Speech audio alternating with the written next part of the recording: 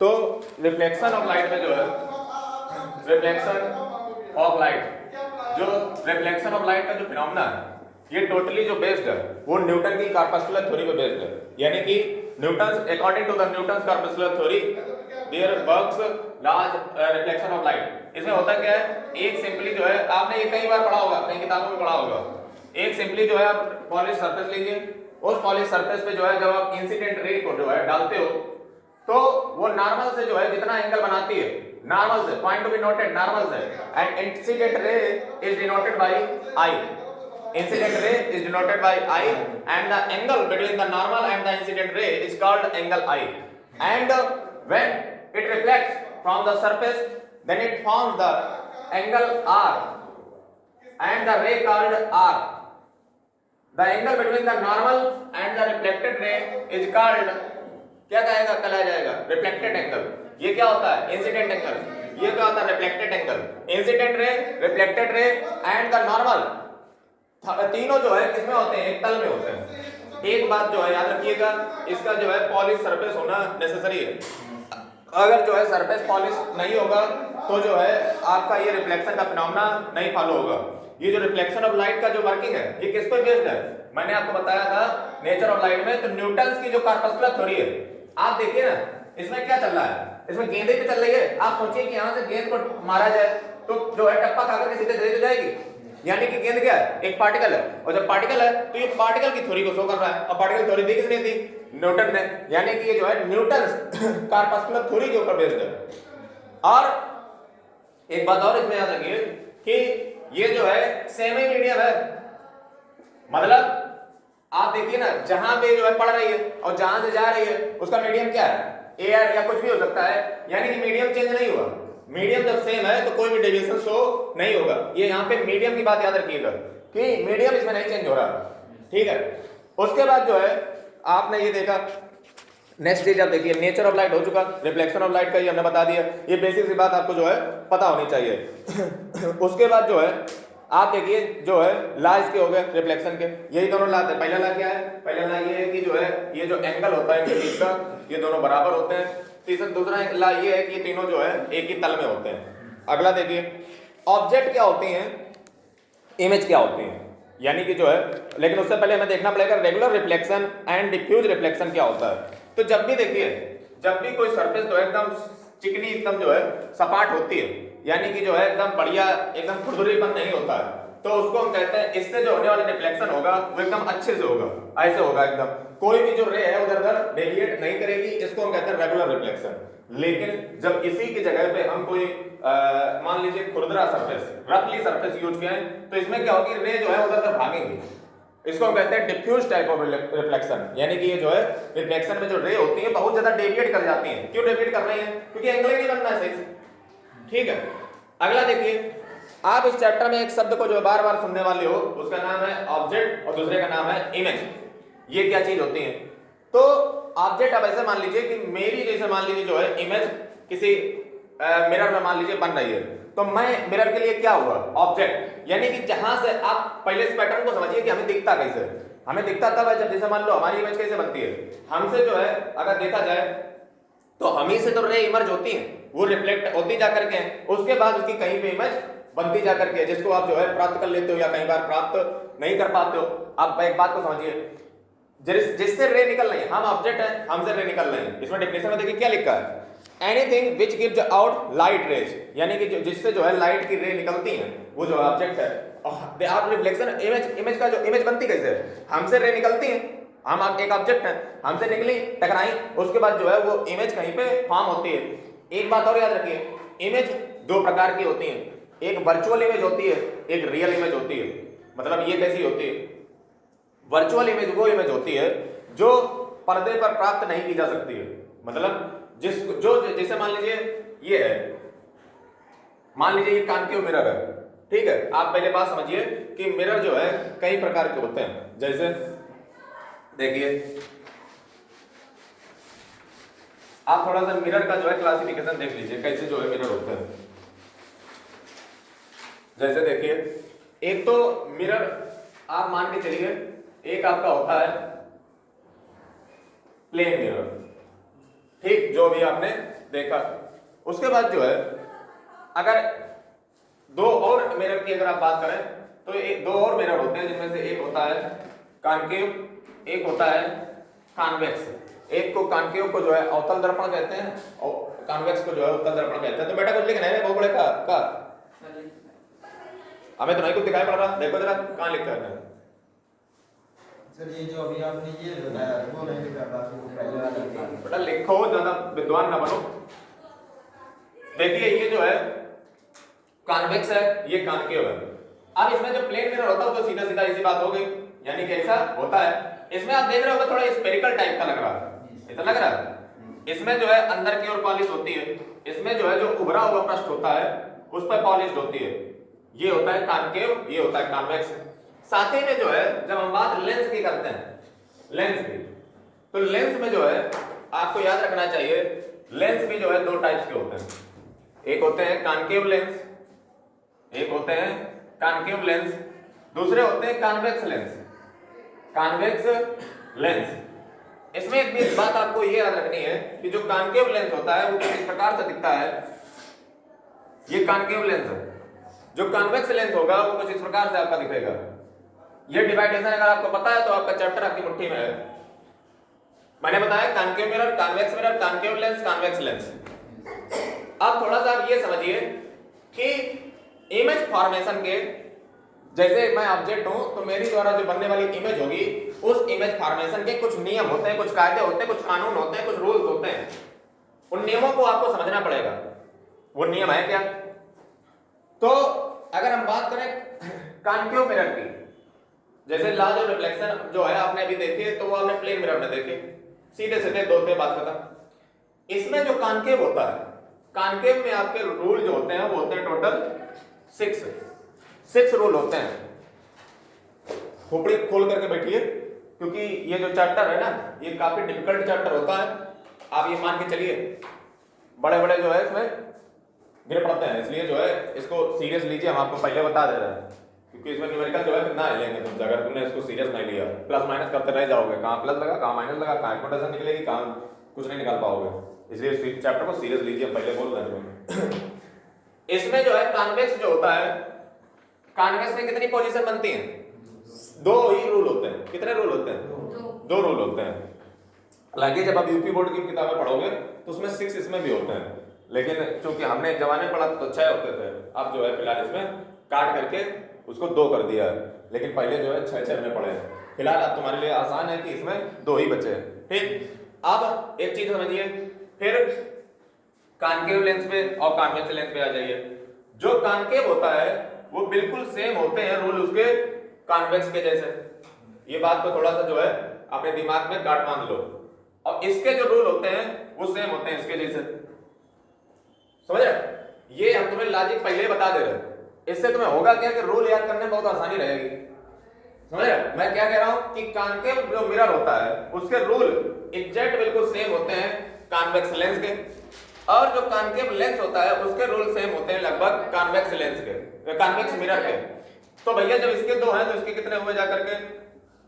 इसमें भी जो है 6 और 2 का ही होता है, यानी कि टोटल आपको रूल कितने याद रखने पड़ेंगे?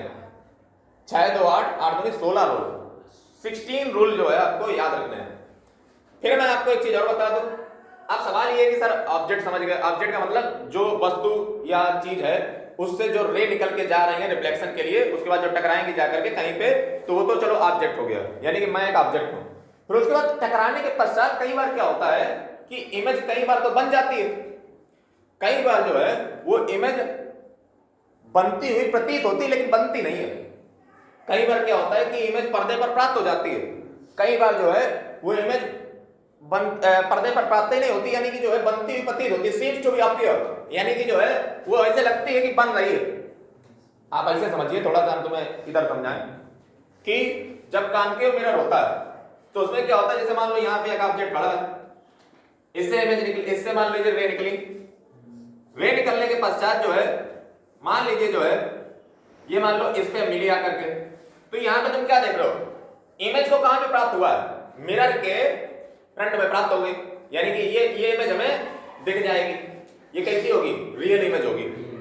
लेकिन जब कॉन्वेक्स के केस में जब तुम आते हो तो यहाँ पे ज्यादातर जो मोस्टली आपके केसेस मिलेंगे उसमें क्या होगा कि इमेज जो है पीछे मिलेंगे जाकर के। जैसे आपने इसे जो है दो, मान लीजिए इधर ऑब्जेक्ट कोई खड़ा था, तो ये पीछे जो है ऐसे, ये भैया पीछे मिल नहीं जाकर के, कैसी हो गई virtual, seems to be appear, यानी कि जो है प्रतीत हो रही है, एक्चुअल में है नहीं। सर अलमीरा में जो मिरर यूज होता है सर वो कॉन्वेक्स होता है ना? अभी पता नहीं, अपने अलमीरा तुम्हारी देखी नहीं करके हाँ मतलब अगर देख लीजिए जो है ज्यादा अगर छोटी तुम्हारा मुंह हो जाए तो समझ लीजिए ये है कॉन्केव, अगर जो है बड़ा तुम्हारा मुंह हो जाए तो ये कॉन्वेक्स ये है। देखिए अगला, अब ये बात आप समझे।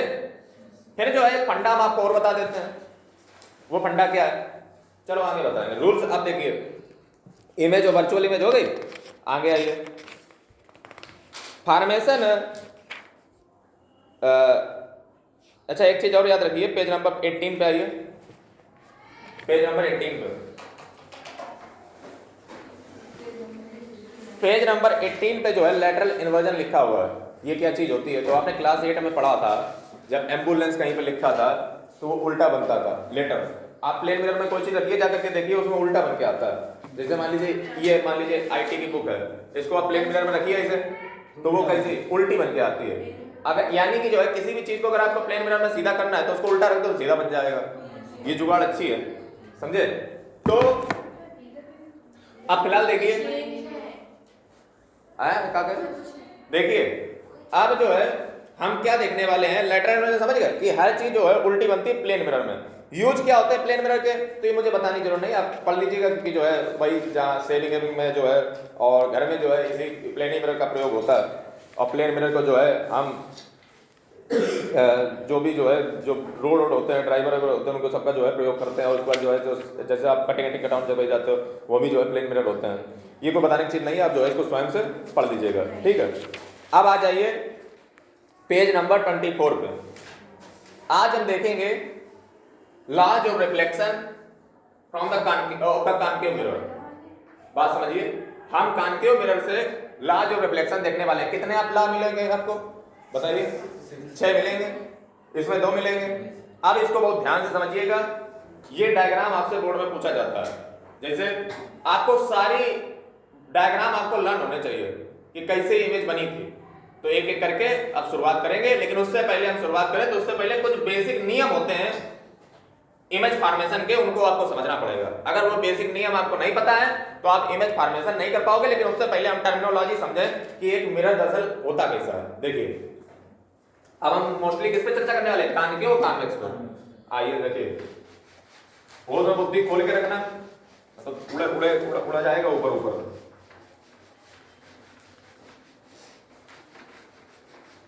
देखिए सर्वप्रथम जब हम देखते हैं किसी भी मिरर को, तो मिरर जो है हमारा ऐसा गोल होता है, ठीक। फिर हम क्या करते हैं, इसको जो है बीच से देते हैं काट, और जैसे हमने इसको काट दिया तो इसको अलग अलग निकाल लो। एक जो है अलग निकाल लेते हैं, एक को अलग निकाल लेते हैं। अब देखिए जरा, एक हमने इधर अलग निकाल लिया, एक हमने इधर अलग निकाल लिया। ये भैया तुम्हारा हो गया जाकर के कॉन्केव, ये तुम्हारा हो गया जाकर के कॉन्वेक्स। अब देखिए होता क्या है कि इसके बीचों बीच में से एक लाइन जाती है। जैसे तुम्हारे सर्किल होता है, सर्किल में जो रेडियस, अरे सर्किल में जो सेंटर से लेके जो डायमीटर नहीं होता है, बिल्कुल ऐसे मान लीजिए कि वही सर्किल से होती, सेंटर से होती जाती है। अच्छा तुम एक बात बताओ, ये जो मिरर था ये किसी सर्किल का ही तो हिस्सा था, उसी सर्किल के हिस्से का एक सेंटर भी होगा, सीधी सी बात है। तो उसको जो है सेंटर बोल देते हैं। ये सेंटर हमारा हो गया। अरे बुद्धि लगाओ यार, ऐसे घुमा होगा तो सेंटर। फिर देखिए ये जो तुम्हारी लाइन जा रही है ना, इसे एकदम सीधी जा रही है, स्ट्रेट फॉरवर्ड, इसको हम कहते हैं प्रिंसिपल एक्सिस। का नाम याद कर लो, क्या कहते हैं? Principal axis. फिर जो है ये जो बीचों बीच का बिंदु होता है, जो पॉइंट होता है, इसको जो है हम पोल कहते हैं। इसको क्या कहते हैं? पोल कहते हैं। ये हमारा पोल होता है। उसके बाद जो है ये जो है हमारी रेडियस होती है। कोई इसमें नई बात तो बता नहीं रहे, रेडियस होती है, रेडियस। और ये जो सी लिखे हो ना, ये सेंटर ऑफ कर्वेचर होता है, ठीक है, सेंटर ऑफ कर्वेचर मतलब कर्वेचर का सेंटर है। उसके बाद जो है अब एक चीज और आ जाती है, वो चीज क्या है, ये भैया सेंटर ऑफ कर्वेचर हो गया, ये तुम्हारी रेडियस ऑफ कर्वेचर हो गई, रेडियस ऑफ कर्वेचर। आगे देखिए, नेक्स्ट चीज हमें जो समझनी है वो हमें ये समझनी है कि प्रिंसिपल फोकस क्या होता है। प्रिंसिपल फोकस क्या होता है? प्रिंसिपल फोकस का मतलब हुआ जाकर के मुख्य फोकस, हमें याद ही नहीं। प्रिंसिपल फोकस इंग्लिश देख लो, हिंदी ना देखो। फोकस क्या होता है? जब भी कोई रे, ध्यान रखिए यहां पे मैं आपको 3 नियम बताने वाला हूं, वो नियम आपके सभी इन 8 जो आएंगे लाभ है उन सभी पे लागू होंगे। ये कंपलसरी रूल आपको पता होना चाहिए। पहला रूल आपकी स्क्रीन पे ये रहा, वो ये है कि जब भी कोई रे पैरेलल जाएगी प्रिंसिपल एक्सिस के, तो कॉन्केव मिरर रिफ्लेक्शन के पश्चात आपकी जिस बिंदु से होकर जाएगी उसे हम फोकस कहते हैं। क्या कहते हैं? Focus, principal focus. ठीक, मैंने क्या बताया? प्रिंसिपल फोकस की डेफिनेशन भी हमने बता दिया आपको, इसे चलते चलते ये डेफिनेशन यही है। हम चाहते तो मैं इसे बता देते कि प्रिंसिपल फोकस जो है वो सेंटर ऑफ कर्वेचर की आधी होती है। ये नहीं लिखना है वहां पे आधी होती है, ये नहीं लिखना है साइंटिफिक टर्म में। क्या कि प्रिंसिपल एक्सिस के पैरेलल कोई भी रे जब जाती है तो वो रिफ्लेक्शन के पश्चात कॉन्केव मिरर अगर है तो वो फोकस से होकर जाती है, अगर कॉन्वेक्स मिरर है तो फोकस से होती हुई, फोकस से जाती हुई प्रतीत होती है। Seems to be appear is going from the focus. जैसे ये देखिए, वो देखो प्रतीत हो रही है। ये कैसी बनेगी? वर्चुअल। ये कैसा बनेगा? रियल। समझ रहे? मैंने दोनों को आपको पहले ही बता दिया। नेक्स्ट रूल आपको पता होना चाहिए एक और। क्या रूल है? यदि इसी का जस्ट उल्टा रूल है, ये दिमाग में जो है आपको गांठ मान लीजिए, आपको पता रहना चाहिए। इफ एनी रे goes from the principal focus, then after the reflection from the mirror it goes parallel to the principal axis। यानी कि ये जो है प्रिंसिपल एक्सिस के पैरेलल हो जाती है। उल्टा ही है बात, समझे? प्रिंसिपल फोकस से जाने वाली रे रिफ्लेक्शन के पश्चात प्रिंसिपल फोकस एक्सिस के पैरेलल हो जाती है, समानांतर हो जाती है। इधर देखिए, प्रिंसिपल फोकस से जाने वाली रे रिफ्लेक्शन के पश्चात मिरर से जो है पैरेलल हो जाएगी। ठीक है, कॉन्वेक्स से। 2 रूल पता चले, आसान थे।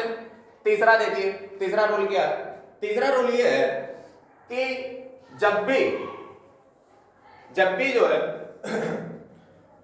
सेंटर ऑफ कर्वेचर से यानी कि सी से कोई भी रे जाएगी, याद रखिएगा, सेंटर ऑफ कर्वेचर से कोई भी रे जाएगी तो वो वापस उसी मार्ग पे लौट आएगी, तो वापस उसी मार्ग पे लौट आएगी। ये बात आपको याद होनी चाहिए, वापस उसी मार्ग पे लौट आती है। ठीक, फिर याद रखिए दूसरी बात। अच्छा, यहां पे एक बात हम बताना भूल गए कि भैया ये जो होता है ना आधा होता है, यानी कि F = R/2। अरे जो इसके बीच की दूरी होगी ना, इसको हम कहते हैं फोकल लेंथ, और ये फोकल लेंथ रेडियस की आधी होती है, यानी कि रेडियस की आधी यानी फोकल लेंथ R/2। बताना भूल गए। अगला देखिए, 2 रूल आपको पता चले। फर्स्ट मैंने आपको बताया, फिर एक बार रिमाइंड कर लीजिए। पहला रूल मैंने आपको क्या बताया कि कोई भी रे प्रिंसिपल एक्सिस के पैरेलल अगर जाएगी तो रिफ्लेक्शन के पश्चात वो फोकस से होकर के जाएगी। दूसरा रूल मैंने आपको ये बताया कि प्रिंसिपल फोकस से होकर के कोई भी रे जाएगी तो प्रिंसिपल एक्सिस के पैरेलल हो जाएगी। तीसरा रूल मैंने आपको ये बताया कि जब भी कोई रे सेंटर से होकर के जाएगी तो सेंटर पे ही वापस आ जाएगी। चौथा रूल मैं आपको ये बताना चाह रहा हूं कि कोई भी रे जब पोल पे आएगी तो वो ऐसे बिहेव करेगी जैसे प्लेन मिरर हो। जैसे देखिए, जब भी कोई भी रे, whenever a ray hit on P, for example, if there is an angle I, then it will go from the same angle of angle R and there is nothing difference between the angle I and angle R। यानी कि जो है अगर कोई भी रे पोल पे आके डायरेक्ट गिरे तो उसी एंगल से वापस चली जाती, उसी एंगल से वापस नहीं, रिफ्लेक्शन के पश्चात उसी एंगल से जो है रिफ्लेक्ट हो जाती है। यानी कि आपको कैसा लग रहा है, ये प्लेन मिरर टाइप का लग रहा है। आपसे इसे पूछ दे बोर्ड में क्वेश्चन और आज तक पूछा नहीं है कि ऐसी कौन सी सिचुएशन है जिसमें कॉन्केव और convex mirror as a plane mirror behave करते हैं। ये सिचुएशन है, हर एंगल से सोचना पड़ेगा। 4 रूल मैंने आपको बताए। अब अगर 4 रूल आपको हजम हो गए तो आप जो है आगे लॉ आपको बहुत आसानी समझ आएंगे। तो शुरू करते हैं laws of reflection of concave mirror. ठीक, रूल नंबर 1 जो है आप देखिए, ये जो जितनी भी चीजें लिखी थी बुक में मैंने सब आपको पढ़ा दी हैं। आप देखिएगा, जब घर पे देखोगे जाकर तो सब ये निकल चुका होगा। ये जो रूल इसमें लिखे हैं ना वो हमने बातों बातों में लपेट दिए। पेज नंबर 30 पे आ जाइए। पेज नंबर 30 पे आप, हाँ सर मैम कह रही है क्लास से आइए। कौन सा?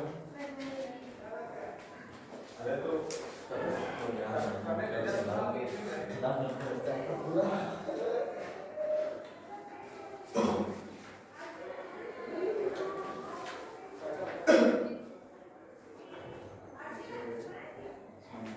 देखिए, ये जो है रिफ्लेक्शन की हम जो ला है, कितने बजे हम आए थे? 11 हो गया है। आए कितने टाइम पे याद है कुछ?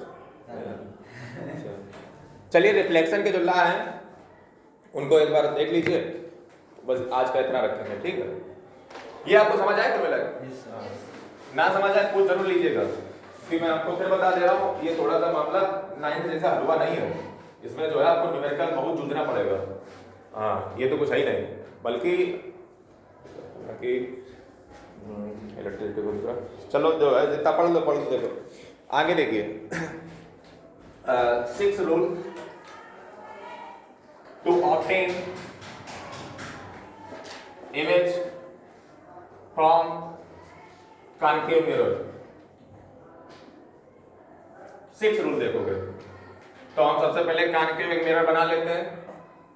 This is our concave mirror and here is polish on its outer surface and principal axis is going between from the, मतलब B से जो है principal axis जा रहा है। ये B है हमारा, ये F है हमारा, ये C है हमारा, सेंटर ऑफ कर्वेचर है। and this is a mirror MM dash, the name of the mirror is MM dash। आपसे पलक सर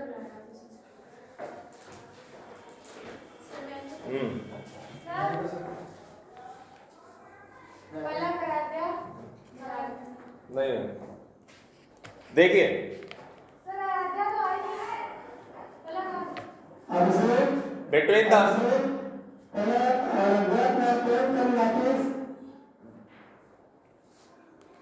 between the जो है, अब एक बात को समझिए, जब जो है ऑब्जेक्ट आपका P और F के बीच में रखा हो, मतलब जब आपका ऑब्जेक्ट जो है P यानी कि पोल और F के बीच में रखा होगा, मान लीजिए ऑब्जेक्ट आपका यहां पे रखा है, ठीक, तो आपकी इमेज कहां पे बनेगी, ये चीज जो है आपको देखनी है। तो आपकी इमेज कहां पे बनने वाली है, तो आप देखिएगा कि जब भी जो है आप P और F के बीच में बैठे होगे, P और F के बीच में बैठे होगे, तो ये जो है आपकी इमेज कहां पे बनेगी, इस चीज को आपको देखना है। P और F के बीच में, ये पहला रूल है। आप कहां पे हो, P एंड F पे हो, ठीक है, और आपको देखना है कि आपकी इमेज कहां पे बनेगी। तो देखिए सर्वप्रथम जो है मैं आपको बता दूं कि इस प्रकार से एक रे तो यहां से निकलेगी, ये सीधे यहां पे जाएगी, यहां पे टकराएगी, टकराने के पश्चात क्या होगी, मैंने क्या कहा, फोकस से होकर जाएगी, फोकस से होकर गई, लेकिन ये क्या होगी, पीछे चली जाएगी। ये जो है पीछे की ओर चली गई। उसके बाद क्या होगा, एक जो है सेंटर से भी रे जाएगी, एक रे सेंटर से भी गई और ये पीछे जाकर के जो दोनों मिल जाएंगी जाकर के, और जब पीछे जाकर मिलेंगी जाकर के, तो मैंने आपको क्या बताया है कि जब पीछे जाकर मिलेंगी जाकर के तो ये जो है इमेज हमारी कैसे बनने वाली है, वर्चुअल इमेज बनेगी। ये इमेज कैसी बनेगी, वर्चुअल इमेज बनेगी। अब आप हमें बताइए, ये इमेज इस प्रिंसिपल एक्सिस के ऊपर बन रही है, अगर नीचे बनती तो उल्टी इमेज बन जाती, इनवर्ट इमेज बन जाती। लेकिन ये इमेज कैसे बन रही है, ये इमेज सीधी बन रही है क्योंकि प्रिंसिपल एक्सिस के ऊपर है। यानी कि इस व्यक्ति की इमेज जो है आपको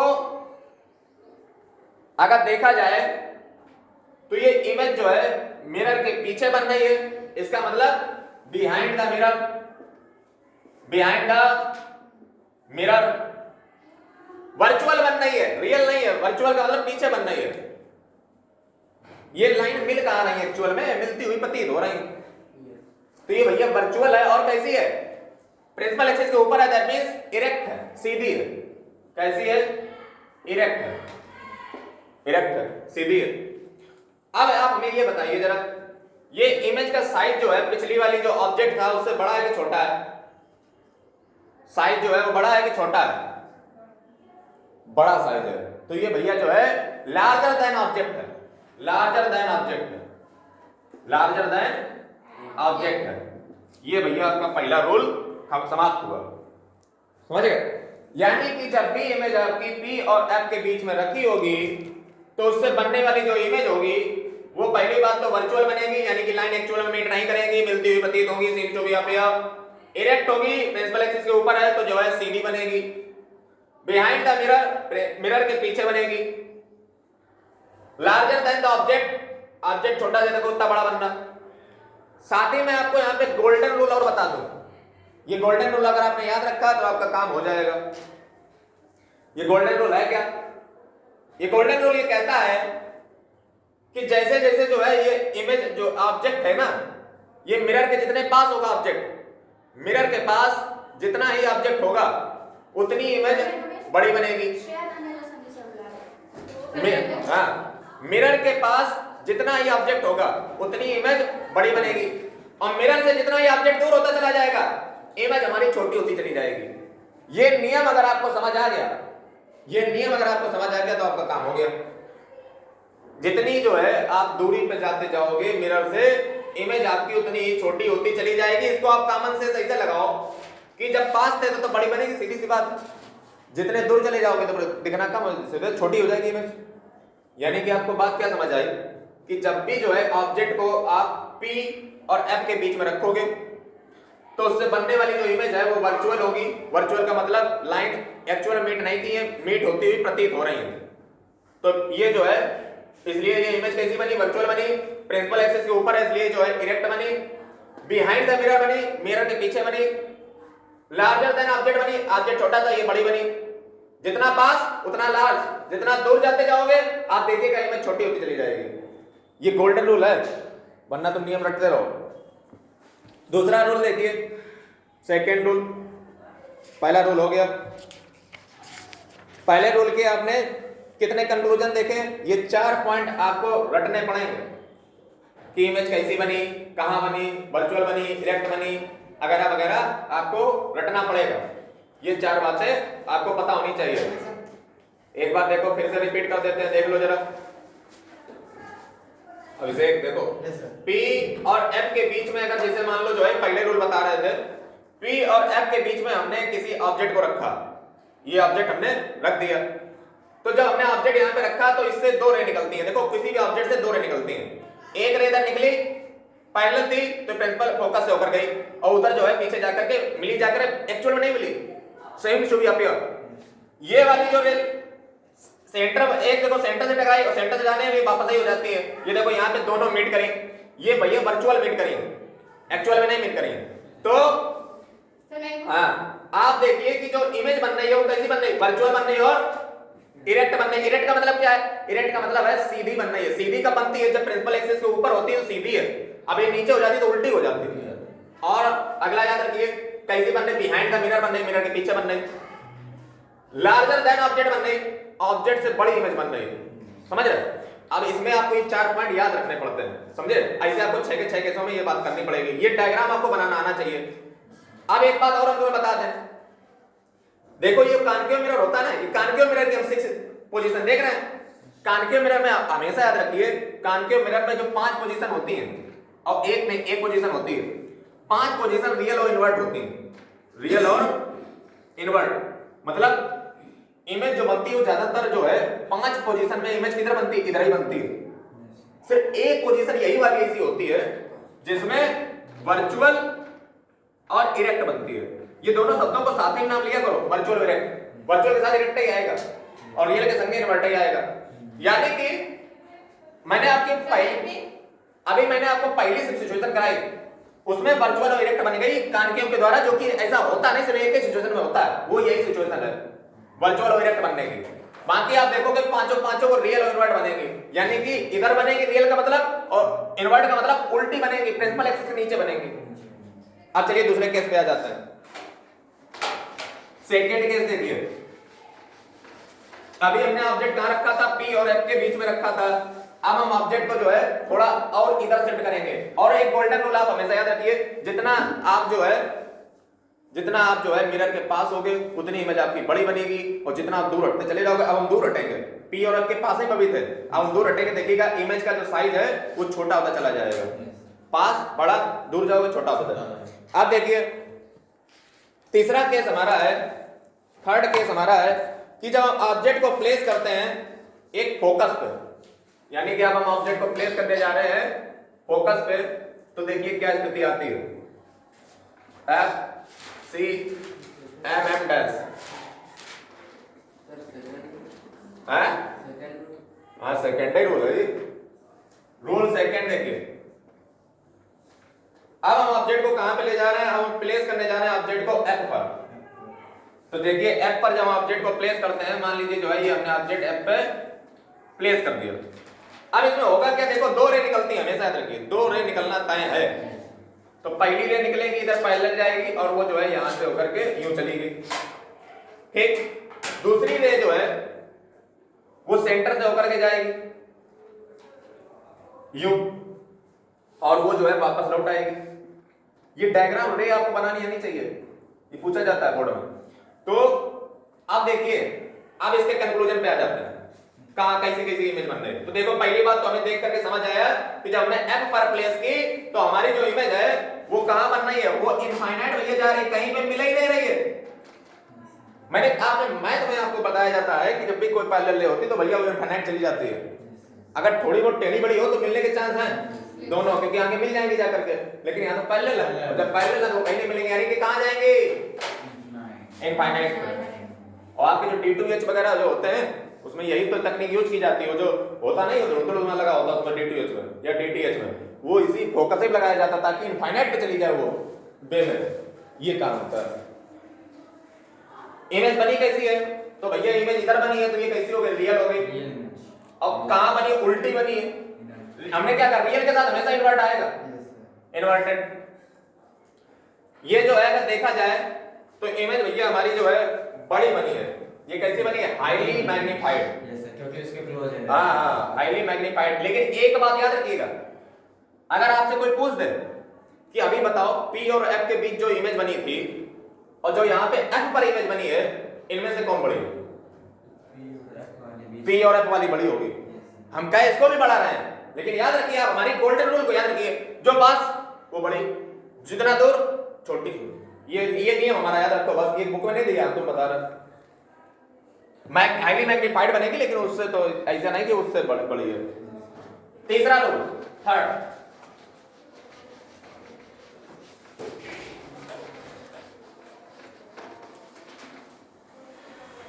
रूल नंबर थर्ड देखिए। रूल थर्ड कहता है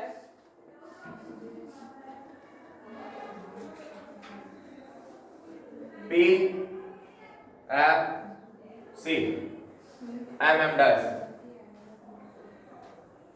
रूल थर्ड ये कहता है कि जब भी एक ऑब्जेक्ट को जो है आप F और C के बीच में प्लेस करोगे, F और C के बीच में प्लेस करोगे तो सीधी सी बात है 2 रे निकलना तय होती है। और ये जो है एक तो रे जो है इधर से जाएगी सेंटर से, दूसरी जो है ये हो गई। यानी कि आपने क्या देखा, एक तो सेंटर से सेंटर वापस हो गई, एक पैरेलल गई वो फोकस से चली गई। जैसे कि नियम हमने पहले तुम्हें 4 बताए तो उसी से नियम लगते हैं वो रे डायग्राम में। तो भैया इसके क्या हमें नतीजे प्राप्त, अच्छा पहले ये देख लो, इसमें हमने रखा क्या है C और F के बीच में रखा है, ठीक। इसमें हमें नतीजे क्या प्राप्त हुए, नतीजे हमें ये प्राप्त हुए कि इसमें जो इमेज है वो beyond the centre of curvature बन रही है, बियॉन्ड सेंटर ऑफ कर्वेचर बन रही है। अब बियॉन्ड सेंटर ऑफ कर्वेचर मतलब क्या होता है, बियॉन्ड देखिए यहां पे बताइए, अब ये क्या इसको हम क्या नाम दें, बियॉन्ड मतलब C के पार, लेकिन इनफाइनाइट नहीं, C के पार लेकिन इनफाइनाइट नहीं है, इस बात को याद रखिएगा। तो भैया ये तुम्हारी इमेज जो बनी वो beyond the centre of curvature बनी। और दूसरी चीज ये है कि कैसी बनी है, रियल बनी कि इनवर्ट बनी है, तुम देख के बता दोगे। इनवर्ट लग रहा है ये उल्टी प्रिंसिपल वेक्टर एक्सिस के नीचे है, इनवर्ट है तो रियल आ जाएगा साथ में। रियल का मतलब ये होता है कि ये आगे बन रही है पीछे नहीं बन रही, रियल एंड इनवर्ट। कैसी बनेगी तो भैया लार्जर देन ऑब्जेक्ट अभी भी बनेगी, larger than object.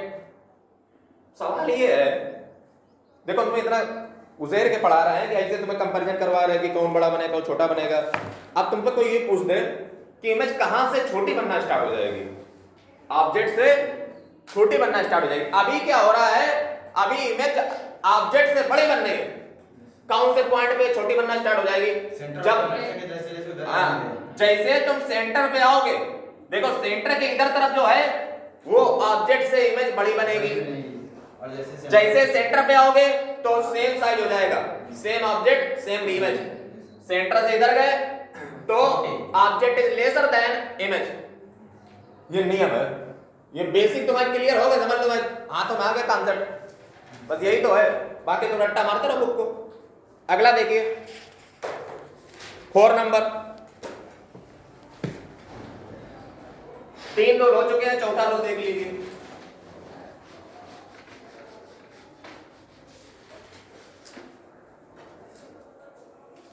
Fourth rule है, अब हम दरअसल जो है सेंटर में प्लेस करेंगे। रूल 4,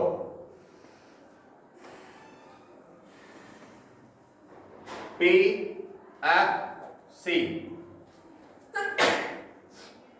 इसमें हम क्या कर रहे हैं कि ऑब्जेक्ट को जो है वो सेंटर में प्लेस करवा रहे हैं, और whenever an object is placed on the center then 2 रे जो है यहां से निकलेंगी।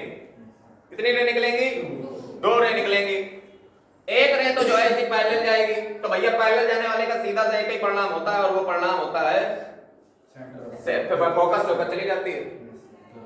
फिर दूसरी रे कहां से जाएगी, इसमें देखिए एक अजब प्रकार की लीला होती है। कौन सी लीला, आपसे बोर्ड में इसे पूछा जा सकता है कि आपने जितने भी रे डायग्राम पढ़े उसमें से हमें ये बताइए किसमें अभी तक सेंटर से जाती थी, लेकिन इसमें कोई भी सेंटर से जाने का काम है ही नहीं। ये एकमात्र ऐसा फिनोमेना है, पूछा तक नहीं है, पूछ सकता है।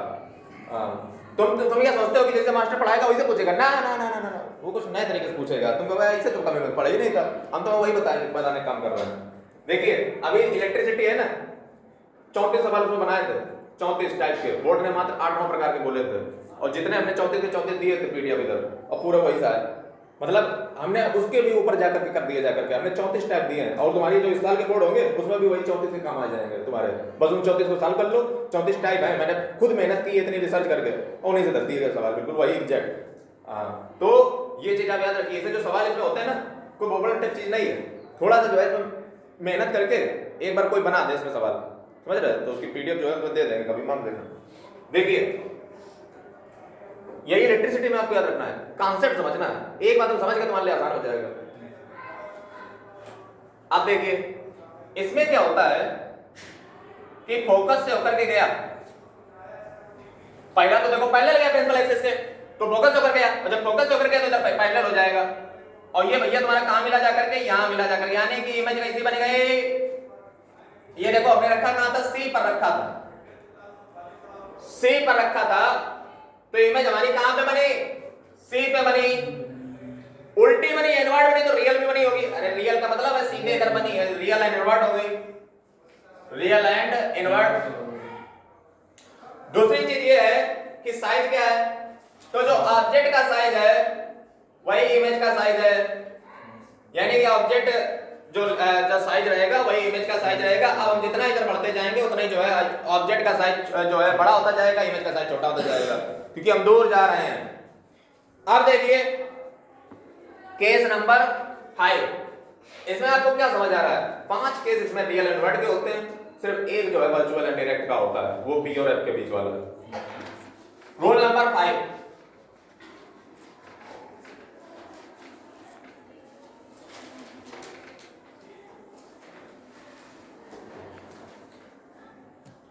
रोल नंबर 5 है, वेन ऑब्जेक्ट, ये हम उतनी देर से रूल लिख रहे हैं, रूल नहीं केस हो गए, क्योंकि नियम भी ऐसा ही है, तो कोई गलत नहीं है, ये भी तो नियम ही है कि इसके बीच में रखा जाएगा, यहीं भी बनेगा। केस नंबर 5 केस नंबर है कि जब ऑब्जेक्ट को जो है सेंटर ऑफ कर्वेचर के बियॉन्ड रखा जाएगा। अब याद रखिए अभी हमने एक चीज पढ़ी थी, beyond the centre of curvature, कब बनी थी सेंटर ऑफ कर्वेचर बियॉन्ड, जब जो है आपने इमेज को सी और एफ के बीच में रखा था, तब बियॉन्ड बनी थी। और जब बियॉन्ड में रखेंगे तो वो सी और एफ के बीच में बन जाएगी, उल्टा है। हाँ देखिए हम इमेज को रख रहे हैं ऑब्जेक्ट को सेंटर के बियॉन्ड, नॉट इनफाइनाइट। जब हम सेंटर के बियॉन्ड रख रहे हैं तो ये हमारा जो है तो पैरेलल निकलेगी, और पैरेलल से जाएगी तो यूं चली जाएगी। दूसरी चीज है जो सेंटर से होकर के जाएगी वो जो है यहां पे काट देगी जाकर के, और ये हमारी जहां पे काटी है वो स्थान है सी एंड एफ के बीच में, यानी कि हमने क्या रखा, हमने ऑब्जेक्ट को रखा beyond the centre, beyond the centre हमने ऑब्जेक्ट को रखा। इमेज हमें कहां पे मिली, इमेज हमें मिली सी एंड एफ के बीच में, सी एंड एफ के बीच में मिली। इमेज हमारी बनी कैसी, तो भैया रियल एंड इनवर्ट दिख रही है, रियल एंड इनवर्ट दिख रही है। और अब एक बात को याद रखना है, अब हम सी के इधर आ चुके हैं, तो इसलिए अब ऑब्जेक्ट हो जाएगा बड़ा, इमेज हो जाएगी छोटी। इमेज हमारी बन गई smaller than object, smaller than object. तो ये 5 रूल की लीला हम लोग खत्म कर चुके हैं। अब आएगा हमारा छठा, षष्ठम, 6th rule, 6th rule.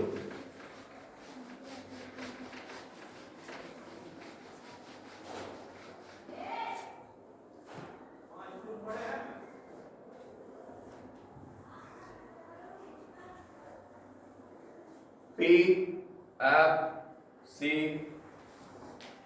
Case number 6। अब जो केस नंबर 6 होगा इसमें हम इमेज को रखेंगे इनफाइनाइट पे, इनफाइनाइट पे रखेंगे। और जब हम इनफाइनाइट पे रखेंगे तो देखिए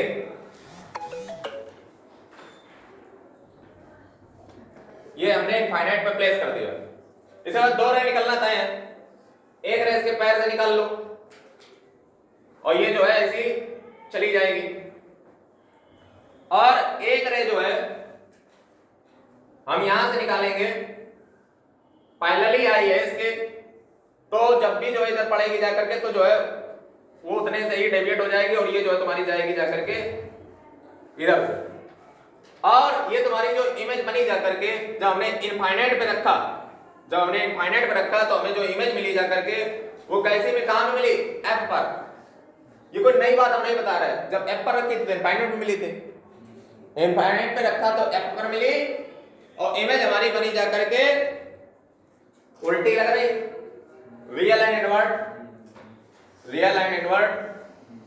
और भैया ये देखो इनफाइनाइट में तुमने रख दिया है, हाईली हाईली डिमिनिश्ड, बहुत छोटी, डिमिनिश माने छोटी, हाईली डिमिनिश्ड।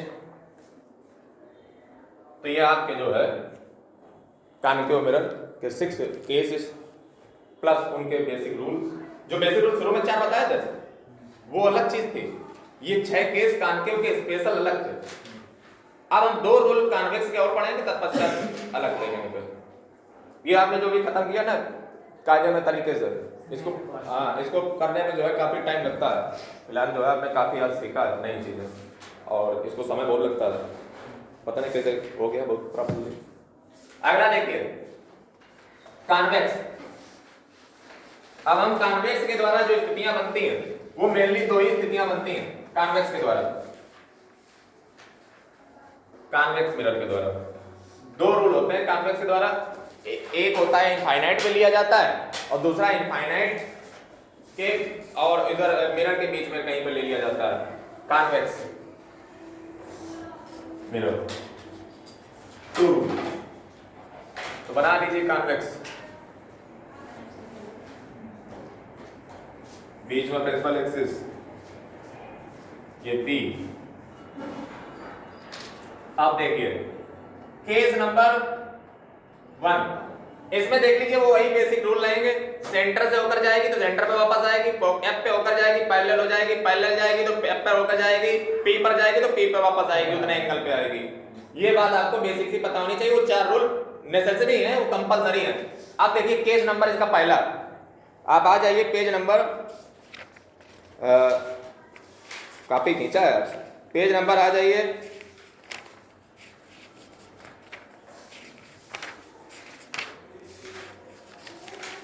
अभी जो फार्मूला है वो बता देंगे, उसका टेंशन ना लो। पेज नंबर आ जाइए 55 पे, ये दोनों बता दें फिर फार्मूला बता दें इसका। फार्मूला कल बताएंगे। 55 पे आ जाइए, आज केस देख लीजिए, केस को मिला के खत्म हो जाएंगे 8। ठीक है, पहला केस है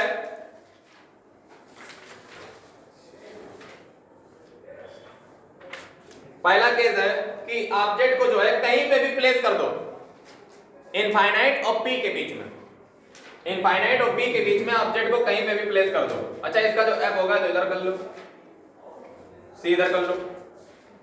आप ऑब्जेक्ट हमने कहां किया, इनफाइनाइट एंड P के बीच में एनीवेयर, कहीं पे भी, इनफाइनाइट और P के बीच में कहीं पे भी प्लेस कर दो ऑब्जेक्ट को। अब कॉन्केव में क्या हम 2 स्थितियां नहीं बना सकते थे, कॉन्केव में भी बना सकते थे। कॉन्केव में जो 5 रियल एलिमेंट निकले थे उसे हम बता देते कि F और इनफाइनाइट के बीच में कहीं पे प्लेस कर दो, रियल एलिमेंट ही बनेगा। समझ रहे? इसमें भी वही, इसमें उन्होंने थोड़ा लॉजिक लगा के 2 कर दी स्थिति, उसमें भी 2 स्थिति कर सकते थे कॉन्केव में भी। ऐसे इसमें भी 6 हो सकती हैं, लेकिन इसको 2 ही रखा है। इन्होंने कहा था इनफाइनाइट और P के बीच में कहीं पे भी रख दो, तो भैया कहीं पे भी रख दो, रख दिया। इनसे जो है 2 रे निकलेंगी, एक तो पैरेलल जाएगी, तो पैरेलल जाएगी तो भैया फोकस होकर जाएगी। फिर एक फोकस से होकर, एक सेंटर से होकर जाएगी, और ये देखिए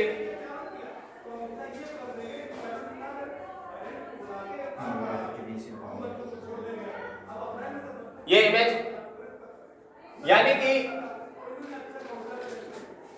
ये हमारा ऑब्जेक्ट और ये हमारी इमेज हो गई। इसमें आपने क्या देखा, इस इमेज की जो है क्या नेचर आपको देखने को मिल रहा है। पहली चीज behind the mirror, behind the mirror है, और बिहाइंड द मिरर का मतलब सिर्फ बिहाइंड द मिरर नहीं है, P और F के बीच में, P और F के बीच में बनेगी। यानी कि कॉन्वेक्स लेंस, कॉन्वेक्स मिरर में आप इनफाइनाइट और P के बीच में कहीं पे भी ऑब्जेक्ट को प्लेस कर दीजिए, हमेशा इमेज जो है P और F के बीच में बनेगी। दूसरी चीज, आपको इमेज सीधी दिख रही है उल्टी दिख रही है?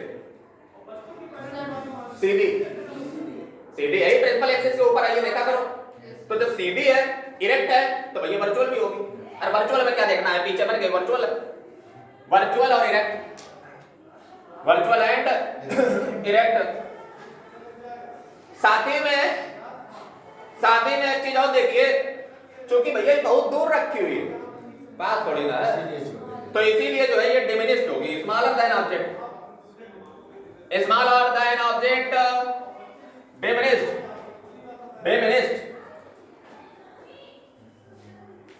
is smaller than object.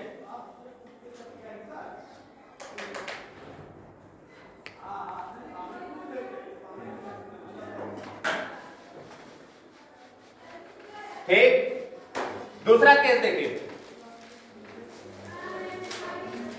Case number 2।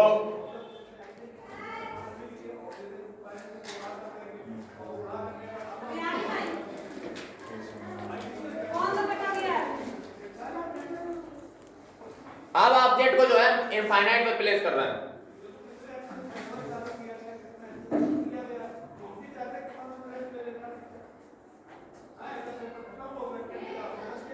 P F C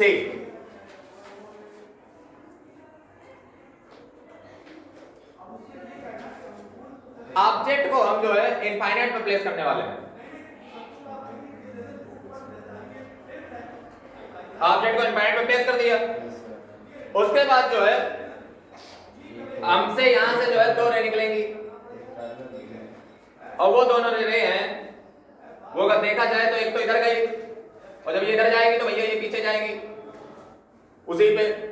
एक इधर से जाओ, ये भी जो है इधर भागेगी, और जब ये इधर भागेगी तो ये जो है इधर भागेगी, और इसको जो है थोड़ा सा और नीचे लेकर आओ तो ये भैया तुम्हारी मिल जाएगी कुल मिलाकर के कहां पे, एफ पे। यानी कि जो है आपका क्या पता चला, आपने जब जो है इनफाइनाइट पे ऑब्जेक्ट को रखा, इनफाइनाइट पे आपने रखा तो आपको नतीजे प्राप्त हुए बिहाइंड द मिरर इमेज बनी, मिरर आपकी इमेज आपकी बिहाइंड द मिरर बनी। दूसरी चीज जो है सीधी बन रही है, मिरर के पीछे बन रही है, तो वर्चुअल इरेक्ट बनी। नेक्स्ट थिंग आपको यहां पे देखने मिल रही है कि ये भैया जब अगर देखा जाए तो अब की बार तो हमने उस बार तो हमने इनफाइनाइट और पी के बीच में रखा था, इस बार तो हमने सीधे ही इनफाइनाइट पर रख दिया। फिर हमारा गोल्डन रूल याद करो, तो ये हाईली हाईली हाईली डिमिनिश्ड हो जाएगी, डिमिनिश्ड। ठीक, ये थी बात, और ये जो है आपका खत्म हुआ।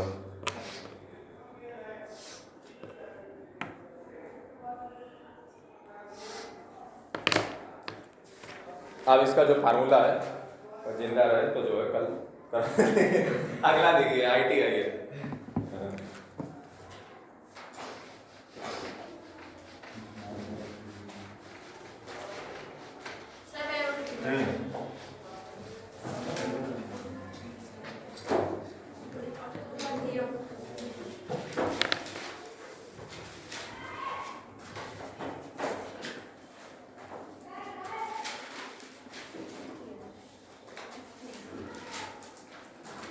इंफॉर्मेशन टेक्नोलॉजी, सूचना प्रौद्योगिकी।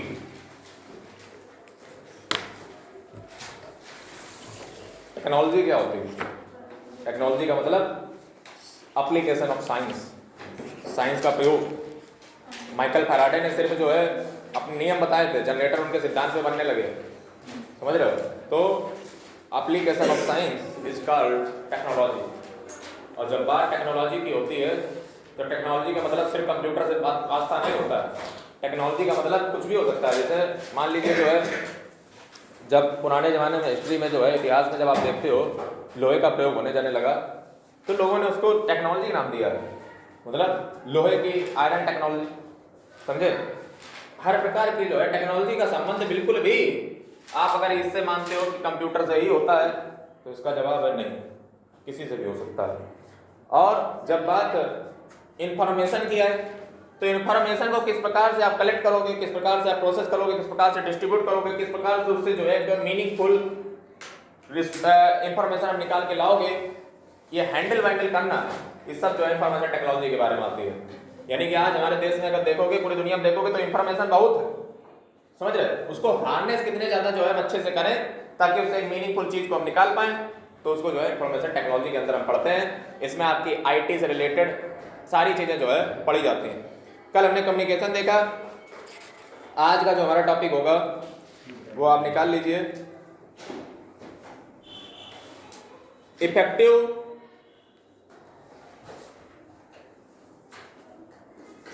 दूसरे चैप्टर पे आइए, self management skills, session number 1। Session 1 unit first का खत्म हुआ, session number 1 unit second, page number A40 पे आइए, सेल्फ मैनेजमेंट स्किल A40 पे आइए। सर वो पहला सेशन इसका पहले चैप्टर का बताना है, लेकिन दूसरा सेशन और ये दूसरे पाओ, दूसरे का पहला सेशन आ जाइए, सेल्फ मैनेजमेंट स्किल्स।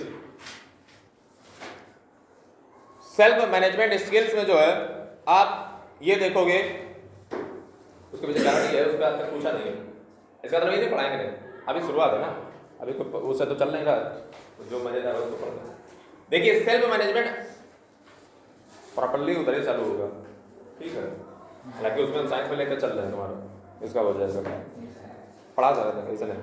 देखिए self management skills, page number A40, self management skill जो है इसमें हम ये देखते हैं क्या लिखा है, self management skill refer to our ability to make choices to control feelings, emotions, reactions and manage activities using time management and organisation skills. यानी कि सेल्फ मैनेजमेंट स्किल्स में आज जो सीखोगे वो क्या सीखोगे, अपनी चॉइस को कैसे कंट्रोल किया जाए, मोबाइल मिल जाए 2 घंटे, और फीलिंग को कैसे कंट्रोल किया जाए, भावनाएं, इमोशंस को कैसे कंट्रोल किया जाए, अपनी प्रतिक्रियाएं या रिएक्शन को कैसे कंट्रोल किया जाए, और अपनी दिन भर की जो एक्टिविटी होती है उनको कैसे मेंटेन किया जाए, ये सेल्फ मैनेजमेंट स्किल्स में आप देखने वाले हो। यानी कि स्वयं को कैसे मैनेज किया जाए कुल मिलाकर, क्योंकि दुनिया को जो है अगर आप मतलब देखोगे तो सेल्फ मैनेजमेंट स्किल में आपने यही सीखोगे कि मतलब स्वयं को कैसे जो है आप मतलब जो है मैनेज करना सीखोगे, मतलब जैसे टाइम मैनेजमेंट हो गया, ये इमोशन हो गया, फीलिंग हो गई, या किसी भी प्रकार से मतलब स्वयं के बारे में जो है आप जानने वाले हो। पहला चीज देखिए, पहला स्ट्रेस, पहला क्या है स्ट्रेस। अब स्ट्रेस की जब बात होती है तो इसका मतलब जो है क्या होता है, तनाव, समझे कि कई बार क्या होता है कि कोई बात या कुछ भी हो जाता है तो जो है लोग स्ट्रेस ले लेते हैं, स्ट्रेस का मतलब तनाव में चले जाते हैं कि उसने ऐसा कैसे बोल दिया, या मान लो पढ़ाई का स्ट्रेस है, या मान लो लिखाई का स्ट्रेस है, या मान लो मोबाइल फोन का स्ट्रेस है, या मान लो जो है लाइक 4 नहीं मिली, या मान लो कमेंट नहीं मिले, या मान लो सब्सक्राइब नहीं किया, ये स्ट्रेस है, ये सब स्ट्रेस ही तो है। या मान लो जो है तुम्हारे फ्रेंड ने मैसेज देख लिया, उसने रिप्लाई नहीं दिया, ब्लू टिक हो गया, ये भी स्ट्रेस है। आज के जमाने के जो स्ट्रेस है, जो तनाव है, वो अलग प्रकार के ही तनाव है, समझ रहे? हाँ, उसमें जो है मान लो जो है किसी फ्रेंड रिक्वेस्ट ने एक्सेप्ट की, या मान लो जो है किसी ने लाइक नहीं किया, कमेंट नहीं किया, ये सब तनाव के ही अंग है। अब क्या या मान लो कोई एग्जाम है, मान लो बार बार फेल कर रहा है, पास नहीं हो रहा है, ये भी एक स्ट्रेस का ही पार्ट है।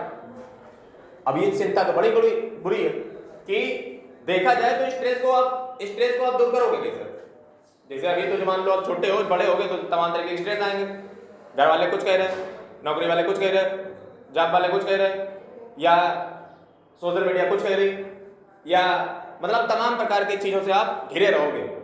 कोई गाली देगा, कोई तारीफ करेगा, कोई कुछ करेगा, कोई कुछ करेगा, एक मकड़जाल तुम्हारे आसपास बिछ जाएगा पूरा, तुम गिर चुके होगे, समझ रहे? उपाय एक ही है, क्या उपाय है? बिल्कुल सादा सा उपाय, चपरासी की नौकरी ले लो, पानी पियाओ सुबह से लेकर शाम तक, बढ़िया, कोई स्ट्रेस नहीं, कोई कुछ ना कहेगा, बढ़िया जिंदगी जियो। फिर अगर चपरासी नहीं बनना है तो फिर जो है सो आप साफ करो। लेकिन सवाल ये है कि सर ये स्ट्रेस तो बड़ा खतरनाक होता है, समझ रहे हो, तो कैसे इससे दूर किया जाए? देखिए स्ट्रेस भी 2 प्रकार का होता है, जैसे एक गुड स्ट्रेस होता है, एक बैड स्ट्रेस होता है। बैड स्ट्रेस कैसे? जैसे मान लो आपको नींद ना आए, इतना तनाव कि जो है नींद ही नहीं आ रही है, ऐसे जो है जैसे बूढ़े जो लोग होते हैं उनको अक्सर नींद ही नहीं आती, कौवा इधर रात में जगा देते हैं नेक तुमने अगर कुछ उठाया अगर ये जो है मतलब नींद ना आना, ये जो है लैक ऑफ स्लीप, ये बैड स्ट्रेस है। लॉस और गेन ऑफ एपेटाइट, कई बार क्या होता है कि इंसान जो है इतना स्ट्रेस में चला जाता है कि वो अपना वजन ही लूज कर देता है, समझ रहे? या हार्ट प्रॉब्लम, कई बार जो है हार्ट अटैक व्यक्ति को आ जाता है, इतना जो है मतलब उसमें तनाव में चला जाता है, नहीं पिक्चरों में देखा होगा एकदम ऐसे फाइल कर था। तो ये जो है ये भी है। इरिटेबिलिटी, ये भी एक प्रकार का स्ट्रेस है कि जैसे मान लो फिर आपसे किसी से बात करने की कोशिश की तो आप जो है उसको मार इरिटेट हो जाते हो कि बात ना करो हमसे, या जो है दूर रहो, ये भी है। आप में से किसी को पता है सेल्फ मैनेज ये कैसे सब दूर होगा? तनाव कैसे दूर होता है? स्ट्रेस। जैसे दिन भर जो है पढ़ाई करते हो, दुनिया का देखते हो, लेकिन ये कभी काम की चीजों पर नहीं फोकस किया जाता, जिनसे अक्सर व्यक्ति हमेशा जूझता है। इसीलिए देखिए बुक में कितनी अच्छी चीज डाली गई है कि पहले तुम खुद को मेंटेन करना सीखो। ये बहुत कॉमन सी चीज है जो अक्सर हम देखते हैं अड़ोस पड़ोस में, अगर उनको भी, अगर पेरेंट्स को भी सिखाया जाए तो वो भी जो है काफी इससे सीख लें कि कैसे मैनेज होगा। बहुत से लोग नहीं जानते, लगे रहते हैं, परेशान रहते हैं, दुखी रहते हैं, फिर जो है कहीं घूमने जाते हैं, कहीं कुछ जाते हैं। हम तुम्हें बताएंगे कि कैसे स्ट्रेस मैनेज होता है। अब अच्छा, आप लोगों के दिमाग में कोई आइडिया देगा कि म्यूजिक को सुन लो, लेकिन वो भैया तभी तक है बस, फिर बंद किया। हाँ, या तो कहीं घूमने चले जाओ, चलो वो मान लिया, फिर आके घर पे फिर क्या 24 घंटा बाहर ही रहोगे? 24 घंटे का म्यूजिक ही सुनते रहोगे? जो तुम्हें करना अच्छा लगता हो वो करो। हाँ, ये भी है कि चलो जो तुम्हें बल्ला चलाना अच्छा लगता है, कुछ भी अच्छा लगता है तो वो करो, लेकिन भैया बात वही है कि जब तक है तब तक है। हम चाह रहे हैं कि परमानेंट शांति चाहिए दिमाग को। पॉजिटिव थिंकिंग करनी है? सर पॉजिटिव थिंकिंग आती नहीं है ना। जैसे मान लो तुम्हारे 50 करोड़ डूबे हो, पॉजिटिव थिंकिंग कहाँ आएगी? तो जैसे पॉजिटिव थिंकिंग तो ले जाओगे, अच्छा हाँ 50 करोड़, तो पॉजिटिव थिंकिंग सब चली जाती है। हाँ, जैसे एक बार तुम्हारे 2 बार आ रहे, 3 बार आ रहे, 4 बार आ रहे, तो 50 बार आ चुके, भगवान एक बार तुम्हें निचोड़ देता है ना हरा करके, फिर तुम्हें पॉजिटिव तो तुम भूल ही जाओ। जैसे हम अपनी बात बताए तो हमने 500-600 तक डाले, लेकिन अभी भी जो है कुछ है नहीं, तो हम तो माने चलते हैं कि सारे को हमारे कुछ होगा ही नहीं। तो अब तुम बता रहे हो पॉजिटिव थिंकिंग, यहाँ पॉजिटिव थिंकिंग आती ही नहीं कभी। अब है क्या उपाय? जैसे इसमें और देख लो बुक क्या कह रही है, हैव हेल्दी डाइट। आप जो है अच्छा संतुलित आहार लीजिए। ये जैसे जो है जब भी आप जो है किसी संत महात्मा के पास जाओगे तो वो भी यही बताता है कि आप जो है उचित प्रकार का आहार लें। जैसे आपके होगा आहार वैसे आपके बनेंगे विचार, और जब आपके अच्छे बनेंगे विचार तो फिर जो है आप सोचोगे अच्छा, और जब आप सोचोगे अच्छा यानी कि जब आप करोगे पॉजिटिव थिंकिंग तो जो है होगा सब पॉजिटिव ही। आपकी सोच ही पे डिपेंड करता है, यानी कि जो सेल्फ मैनेजमेंट है ऑल अबाउट योर थिंकिंग। आप पॉजिटिव सोचना स्टार्ट कर दो, समझ रहे हो, तो वो काम होकर रहेगा। और तुमने पहले ही सोच लिया, अच्छा ये सोचवाता हूं मैं, जैसे नेगेटिव होता क्यों आदमी है? तो नेगेटिव ऐसा होता है जब वो बार बार हारता है, समझ रहे, बार जो है वही मतलब हारा तो फिर मर ही जाती है आत्मा की, कुछ ना होने वाला, समझ रहे हो। यानी कि पहली चीज जो आपको कंट्रोल करनी है वो है आपको हेल्दी डाइट लेनी है। हेल्दी डाइट का मतलब घर में शुद्ध शाकाहारी खाना खाएं, बाहर का जितना जो है तला भुना ना खाएं। इसमें जो है तमाम तरीके की अशुद्धियां पाई जाती हैं। यदि आप इस प्रकार से खाओगे तो आपका दिमाग जो है सदैव जो है आप एक प्रकार की परेशानी का सामना करोगे। आप आहार सादा खाइए, ज्यादा मिर्च मसाला वगैरह ना खाइए। आप देखिए आपका दिमाग वैसे ही बिहेव करेगा। जैसे महात्मा गांधी जी को देख लो, सादा खाते थे, उन्हें गुस्सा नहीं आती थी। मैं किसी के खाने से बता सकता हूँ आदमी होगा कैसा। अगर कोई बहुत ज्यादा मिर्च मसाला वगैरह खाता है, आप समझ लीजिए वो जो है एकदम कड़वा जहर बोलता होगा, समझ रहे हो। ये खाने पे बहुत डिपेंड पड़ता है। आप जैसे मान लीजिए कोई व्यक्ति ऐसा जो खाने पे ही हमेशा रहता है कि सवेरे हुआ मम्मी क्या बना, शाम को हुआ क्या बना, तो उसका दिमाग खाने पर रखा है। यानी कि जो है वो व्यक्ति आप मान के चलिए, और जो ज्यादा बाहर का खाएगा वो जो है कभी भी यह मान के चलिए हमेशा परेशान रहेगा। खाने पे बहुत ज्यादा जितना अब देखो होता क्या है, खाने से आपका स्ट्रेस का क्या संबंध है? स्ट्रेस का संबंध ये है कि जब आप सादा खाना खाते हो, नमक नहीं खाते हो, या ज्यादा तड़कता भड़कता खाना नहीं खाओगे, तो इससे क्या होगा कि तुम्हारा जो दिमाग है वो ज्यादा नई डिमांड नहीं करेगा। यानी कि आपकी जो डिजायर्स है, यानी कि जो इच्छाएं हैं वो मर चुकी हैं। आपको जैसा खाना मिल जाए आपने सादा खा लिया, कोई आपको जो है लालसा नहीं है, कोई इच्छा नहीं है कि कैसा खाना खाएं। यानी कि आपने अपने मन को जीत लिया, मन को जीत रहे हो तुम, समझ रहे हो। और तुम मन से हार कब रहे हो? जब तुम कह रहे हो हमें यही चाहिए, बस तुम मन को हरवा रहे हो। वो उसकी जो इच्छा है वो कल तो तुम्हें खुद बताएगा, जब वो होगा नहीं तो तुम्हें रोना आएगा, समझ रहे हो। तुमने सोचा कि हम ये फला व्यक्ति होंगे, और जब वो चीज होगी नहीं तो वही मन तुम जो तुम्हें पहले दिखाए थे सपने, वही जो दुखी करेगा। यानी कि जो है खाने से देखिए कितना प्रभाव पड़ता है। इसलिए ज्यादा जो है मन तुमसे कहे कि हमें ये चाहिए, तो मन से कहे तो बेटा तुम यही खाओ, समझ रहे हो। यानी कि तब जो है आप अपने मन को जीत लोगे, और मन ने जो कहा वही तुमने कर दिया, तो तुम मन के गुलाम, समझ रहे हो। यही तो भगवत गीता में भगवान श्री कृष्ण कहते हैं मन को जीतो। अगला, एक्सरसाइज योर बॉडी। आप जो है सुबह उठ करके व्यायाम करें। व्यायाम करने के पश्चात आप जो है सुबह सुबह कुछ टहलने चले जाएं, प्रकृति में निकलें। जैसे कहावत भी है कि धूप में निकलो, घटाओं में नहाकर देखो, जिंदगी क्या है किताबों को हटाकर देखो। मतलब कहना ये है कि आप जो है सुबह सुबह व्यायाम करें, समझे, धूप में थोड़ा सा निकलें और थोड़ा नेचर प्रकृति के नजदीक जाएं। जब आप प्रकृति के नजदीक जाते हो तो जो है आप शांति पाओगे कुछ, समझे। अब ये नहीं कि पूरे दिन जो है कमरे में घुसे वही चकाचौंध देख रहे हो, थोड़ा सा बाहर निकलो, थोड़ा सा नेचर के पास जाओ। और जब आप इसे सुबह व्यायाम करोगे तो आप देखिए पूरे दिन आपके शरीर में एक प्रकार की एनर्जी रहेगी। और तुम आज के बच्चे क्या होते हैं कि आज धूप में बैठे ही नहीं रहे, विटामिन डी की कमी है, धूप में नहीं बैठोगे तो आपकी हड्डियां बेकार हो जाएंगी, बुढ़ापा से पहले ही बूढ़े हो जाओगे।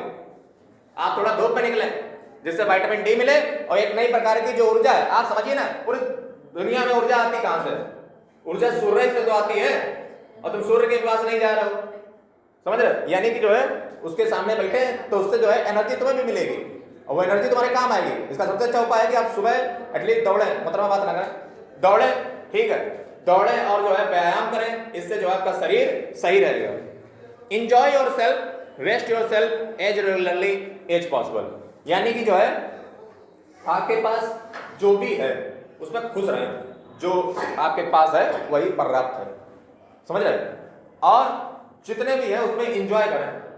जैसे मान लो जो है आत्मा तुम्हारी भी दुखी होगी कुछ ना कुछ कारण से, तो ये नहीं सोचना है कि हमारे पास ऐसा नहीं है, हाँ दुखी रहती है। मान लो जो है आपको हमेशा एक फीलिंग ऑफ ग्रेटिट्यूड आपके पास होना चाहिए, तो आपको स्ट्रेस कभी नहीं होगा। ग्रेटिट्यूड किस बात का? आप हमेशा जो भी आपके पास है, जैसे मान लो आपको रोटी मिली, या मान लो आपको खाना मिला, या मान लो आपको कुछ भी मिली, आपको एक ग्रेटिट्यूड का भाव होना चाहिए कि ये कहीं को पास तो नहीं है, हम तो खा पी रहे हैं बैठ करके, कईयों के पास नहीं है। आपने जैसे कहा कि सर हमारे पास किताब नहीं है, मान लो, तो आप ये सोचिए आप स्कूल में हो, कोई प्राइमरी जा रहा है, समझ रहे हो, आपके पास ये जूते या मान लीजिए कपड़े हैं, कोई देखो इसके पास ये भी नहीं है, आप आ भी पा रहे हो, कुछ तो आ भी नहीं पा रहे हैं। अगर आप इस प्रकार से अपना कंपैरिजन करोगे, इंसान क्या सोचता है अपने से बड़े का करता है, थोड़े से अपने छोटे से देखो कि तुम्हारे पास जो है वो उनके पास नहीं है, समझ रहे हो। तो जब आप फीलिंग ऑफ ग्रेटिट्यूड लाओगे तो आपको लगेगा हाँ भगवान ने दिया तो हमें बहुत कुछ है, लेकिन हम उसकी कदर नहीं करते हैं। हम हमेशा किसकी चाहते हैं और अच्छी चीज मिले, और उसके चक्कर में ना वो मिलती है और ना ये मिलती है, समझ रहे, और हमेशा दुखी रहते हैं। यानी कि अगर शुद्ध शब्दों में कहा जाए तो स्ट्रेस मैनेजमेंट का दूसरा चीज क्या है कि जो पर्याप्त है न जो प्राप्त है वही पर्याप्त है, और प्रेजेंट में जियो, लिव इन प्रेजेंट, समझ रहे। ना पास्ट के बारे में सोचो, जो गया उसके बारे में मत विचार करो, वो बदला नहीं जा सकता है, और जो फ्यूचर है वो तुम्हारे कंट्रोल में नहीं है। इसलिए तुम एक ही काम करो, वो है अपना जो कार्य है, जो अपना धर्म है। अगर स्टूडेंट हो तो पढ़ाई करो, टीचर हो तो ईमानदारी से पढ़ाओ, यही अपना काम करो। अगला, go to vacations and holiday with the people you love. यानी कि जो है आप जो है वैकेशन पे जा सकते हो, घूमने जा सकते हो, ट्रिप वगैरह कर सकते हो अपने फैमिली मेंबर या किसी के साथ भी जो है। अगला, टेक वॉक्स इन नेचर, प्रकृति में निकलो, समझ रहे। प्रकृति में कहता हूं इतनी बढ़िया चीज है कि आपके किसी भी स्ट्रेस को मार सकती है। जब भी आपका मूड खराब हो, आप कहीं बढ़िया जंगल वीरान में चले जाएं या कहीं झरना झील के पास निकल जाएं, आप देखिए, आप बैठिए उसके पास, झरने को देखिए। आप जो है जब झरने को देखोगे तो आप देखोगे झरना कैसे जो है निरंतर गतिमान रहता है, बूंद एक एक जो है आवाज निकल रही है, एकदम गिर रहा है, निरंतर कार्य कर रहा है, समझ रहे, पानी फिर बह रहा है। ऐसे जब आप देखोगे एक चीज को देखिए, इवन आप जब पानी भी पीते हो तो उसमें भी स्वाद लेने की कोशिश कीजिए, मतलब पानी का स्वाद। कई लोग क्या होते हैं जल्दी गटक जाते हैं। हम कहना क्या चाह रहे हैं? हम ये कहना चाह रहे हैं कि आप पानी जल्दी गटक तो लिए, आप प्रेजेंट को नहीं जी रहे हो। नहीं, आप ये कर रहे हो कि अभी मैं पढ़ना जा करके तो पानी जल्दी गटक लें, आपने प्रेजेंट को नहीं जिया।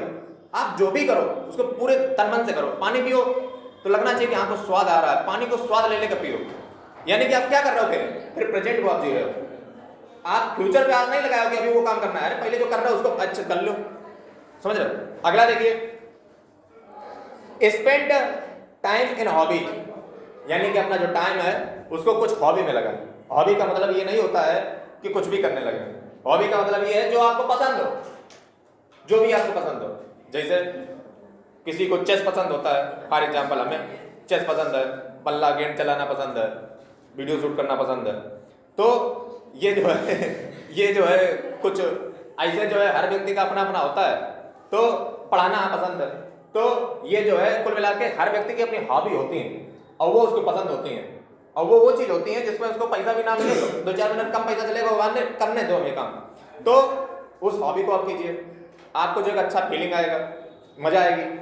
अंडरस्टैंड एंड मैनेज इमोशंस, आपके पास इमोशनल इंटेलिजेंस होना चाहिए। इमोशनल इंटेलिजेंस का मतलब एक होता है IQ, इंटेलिजेंस क्वोशंट, आपकी बुद्धिमत्ता के बारे में बताता है।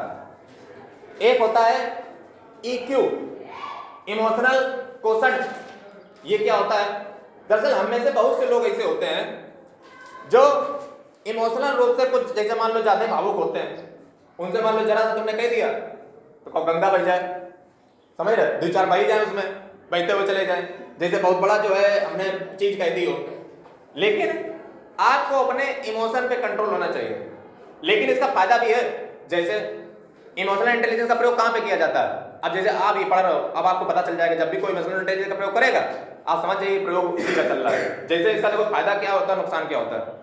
स्टूडेंट के लिए फायदा ये है कि इमोशनल इंटेलिजेंस के जरिए, नहीं टीचर के लिए फायदा ये है कि स्टूडेंट को 2-4 उसकी तारीफ कर दो तो ये क्या है, उसकी भावनाओं के साथ खेल रहे हैं, समझ रहे हो? तो बच्चा जो है अच्छा फील करता है, हाँ सर ने जो है मैं तारीफ की थी।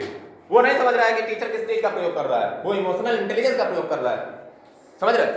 या मान लो तुम्हारा कोई काम नहीं बन रहा था, या मान लो हमने लोग लिया हम कर दें, ये क्या है? Emotional intelligence.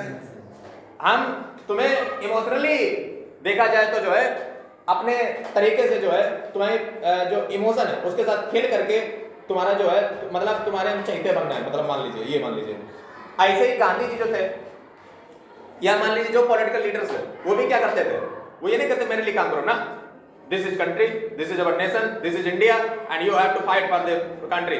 मतलब जो है वो क्या करते थे? इमोशन के साथ एक, जैसे जो है एक उनके साथ इमोशन जोड़ दो, समझे? तुम हमारे लिए मत लड़ो, भारत माता के लिए लड़ो, तुम हमारे लिए मत लड़ो, देश के लिए लड़ो, तुम हमारे लिए मत लड़ो, धर्म के लिए लड़ो।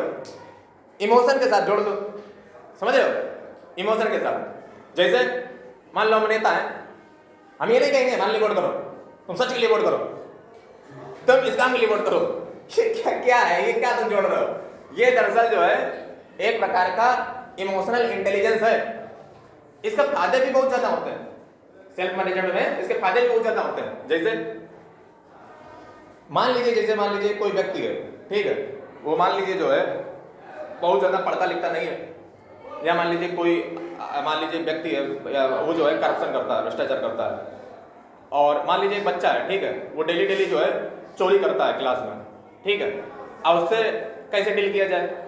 सिंपल सी चीज है, उसको बुलाइए, टीचर को उसको बुलाए, और टीचर उसको मारे कुटे ना, उसको सिंपली जो है उसकी तारीफ कर दे कि ये बच्चा बहुत ईमानदार है, ये कभी भी 1 रुपए की चोरी नहीं कर सकता है, बल्कि आज से हम जो है इस क्लास का जो है इसको बार-बार सौंप रहे हैं कि ये जितनी भी होने वाली चोरियां हैं उस पर नजर रखेगा, और कोई भी चोरी आज से इस क्लास में होगी नहीं,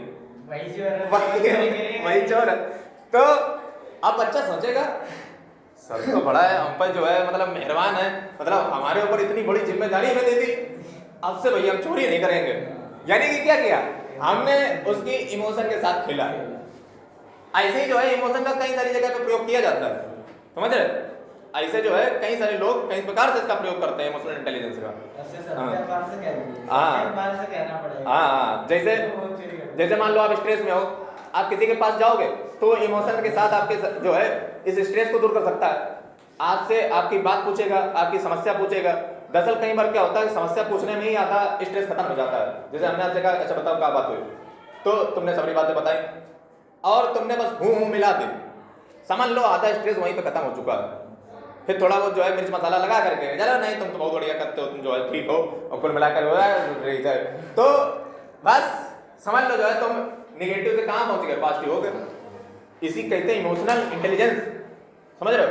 ये चीज तुम्हें आज सीखने को मिली कि अच्छा ऐसा इसलिए होता है, हाँ इसीलिए होता है, इमोशनल इंटेलिजेंस इसको कहते हैं। चलो खत्म। आप कह रहे थे टाइम वेस्ट कर रहा है, टाइम वेस्ट कर नहीं, रहा है। मैंने एक बार पूछा कि तुम